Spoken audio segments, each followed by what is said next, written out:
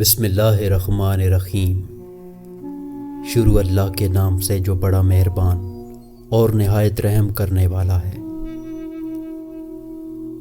اشفاق احمد لکھتے ہیں کہ خدمت ایک ایسی چیز ہے جو انا کی دیواریں گرا دیتی ہے اور انسان کو اس کے باطن سے ہم کلام کر دیتی ہے۔ ہو سکتا ہے دنیا میں منافق بازی لے جائیں، مگر آخرت سچے لوگوں کی کامیابی کا دن ہے۔ جو آپ پر اعتبار کرتا ہے وہ آپ سے کبھی وضاحت نہیں مانگے گا۔ یہ سوچنا چھوڑ دو کہ میں کیا کر سکتا ہوں، ہمیشہ یہ سوچو کہ مجھے کچھ بڑا کرنا ہے۔ حسد کا جذبہ احساس کمتری سے پیدا ہوتا ہے۔ جو شخص اپنے آپ کو گھٹیا سمجھتا ہے وہ دوسروں سے جلتا ہے۔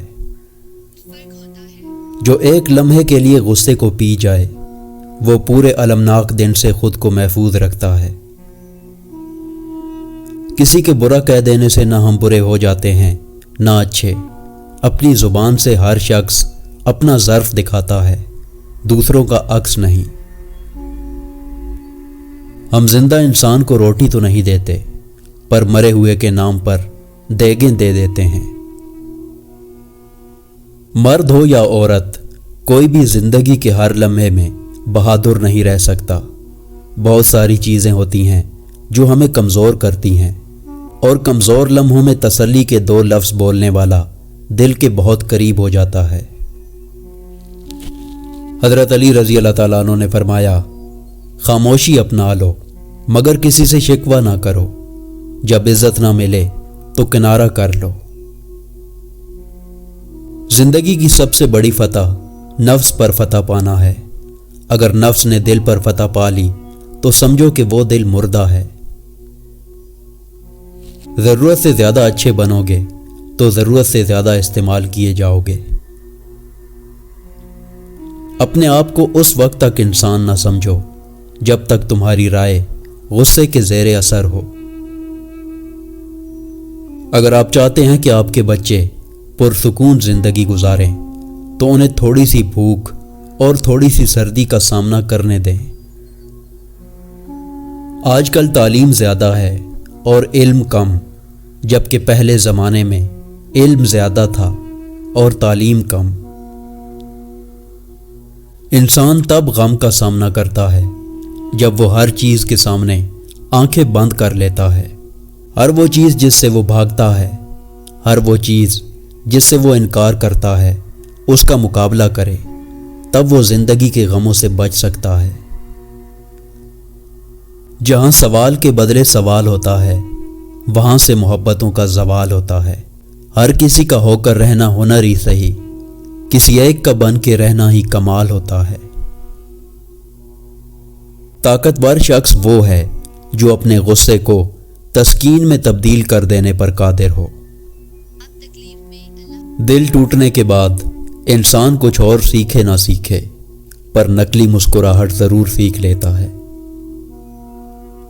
خود سے محبت کریں اور خود کی پرواہ کریں، اپنے لیے سوچیں، اپنی ذات کے لیے فیصلے کرنا سیکھیں۔ کیا خود سے محبت کرنے کے لیے اتنا کافی نہیں کہ اللہ آپ سے محبت کرتا ہے؟